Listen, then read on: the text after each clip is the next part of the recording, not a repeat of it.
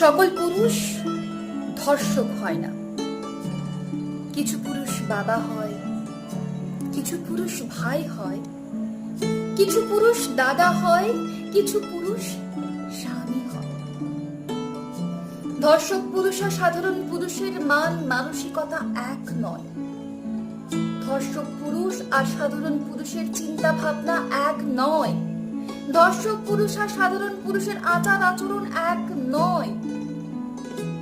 এক পুরুষের মন লোভী বর্বর প্রকৃতি, তো আর এক পুরুষের মন শান্ত ভালোবাসায় ভরপুর। এক পুরুষের মন নারীদের শরীর বোঝে, তো আর এক পুরুষের মন নারীদের সম্মান করতে জানে।